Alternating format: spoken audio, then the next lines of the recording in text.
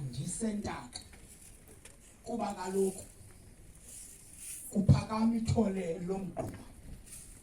lapho phakama ithole lomgquba ziyankilo zintaka kilo taka uphetheni nangalomlomo ndiphethe samantwana ewe nyakaza konyana kasilimela nyakaza thole lomgquba ngoba kaloku namhlubiswe ngegama namhlunyoliwe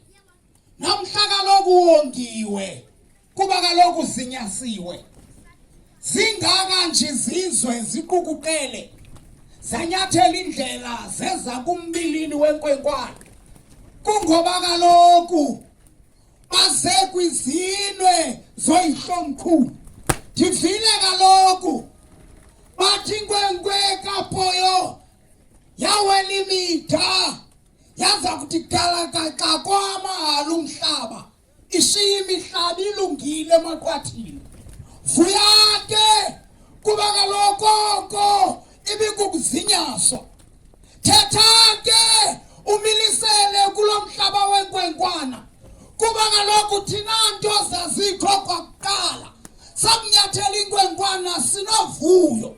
kuba kaloku ukuze kutyale kumgwali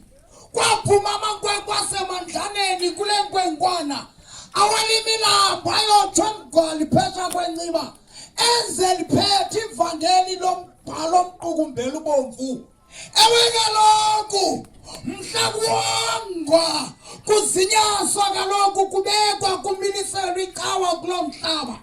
yaphuma emandlaneni inkomo emhlophe wayityala ungube ngcuka phezu kwentaba kaNoni wathi ngofelelayo ze kukhanye kuvele kugqame ezizweni kanti ngolo hlobo kuyakuthi kwesakhe isinqe kuvele ithole eliyakuthetha izinto zilunge beva abantu ithole lentombi yasemapemvini uMandela kaloku urholihlahla adalibhunga kuthi kaloku sakutsho